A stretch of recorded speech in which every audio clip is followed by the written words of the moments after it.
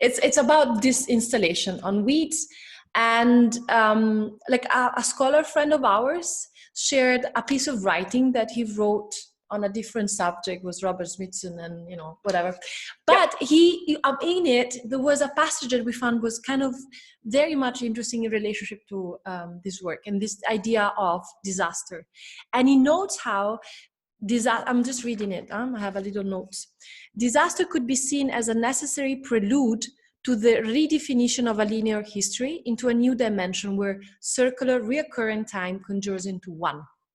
So in that sense, how, like, to relate that with the idea of the molds and the kind of compost pile as this idea of kind of recycling in that sense, that we were planning to have as part of our exhibition, and eventually came up with the idea of the mounds, and then these plants that were, when we install them, extremely flourishing with with their strong potent power, and now they're dying of a very I just want to say it's okay they're dying because they still have their powers. Oh, there we go. Yes. They still can kill you. Yes, exactly. Or take you on a hallucinogenic trip. We might take some, aside. So, and then it got us to think about this idea of like this kind of rebirth. In mythology, you have the phoenix, the myth of the phoenix. In science, this idea of like the catastrophism, and finance, the idea of the cat bond. And so when we had people coming see the show, oftentimes there was this kind of like juggling between people viewing this installation as completely post-apocalyptic, even like death mounds at times, like or people who then saw a peaceful regenerating kind of situation, and even empowerment in that sense. So the question is whether in like previous iterations, the idea of working with pharmacon plants, what were the responses of the audience that you had, that you find interesting, that you would like to share with us? Well, sadly, I've done 3 exhibitions of the plant work.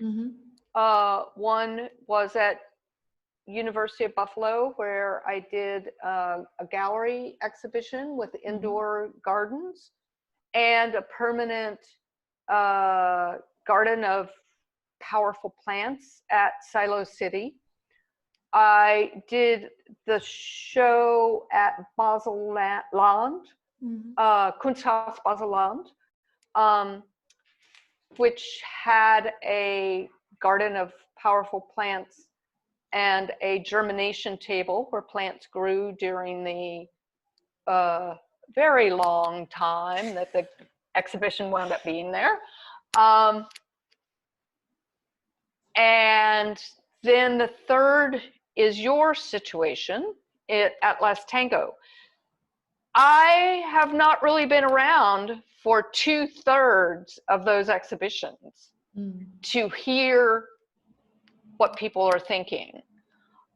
So I can only go back to really Buffalo, where I actually had a lot closer contact with people who were viewing either the garden or the exhibition or both.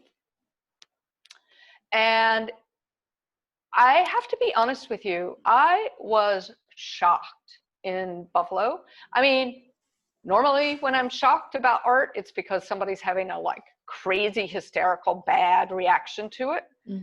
But in Buffalo, Buffalo's interesting because they don't have this like built up art world like New York or Zurich or any of these big metropolitan, more sophisticated metropolitan areas. So there were a lot of local artists there. There were lots of professors and students from the university, some were environmental students, some were music students. They were just everything. And they got so involved in the exhibition. I am just not used to seeing people do that.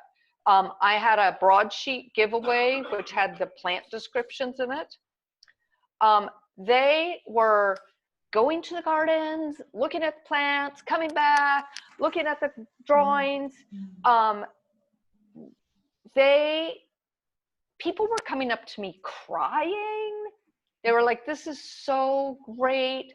I think a lot of it was also because we tried to weave in many histories into the plant descriptions.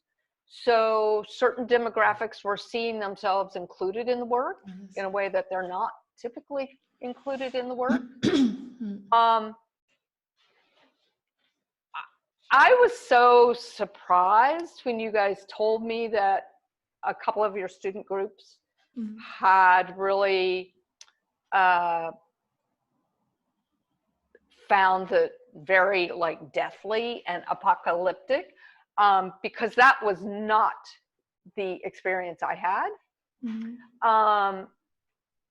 And I would say that in Buffalo, for example, people found the work really empowering. They found it very democratic in the way it opened up the art to their reading in a way that they're not used to having access. And then on a kind of different level, Art Forum was doing a piece called Aftershock that was basically collecting artist reactions to the recent presidential election. So they asked me to participate, and I actually sent them one of the drawings in your show, and I have to look up the exact title of that.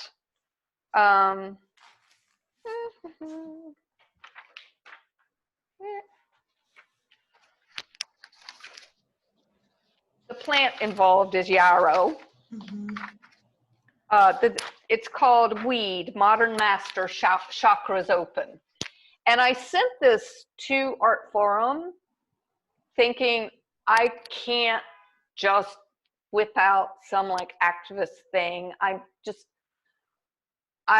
We have been through such hell and such bloodletting in the last 4 years, and we have to figure out how to move forward. We have to figure out how to get off this battlefield. And so I just sent them that drawing and the description of the yarrow plant, which is also called staunch weed. It's been used in battlefields for hundreds of years to stop bleeding. And it has extremely powerful healing properties.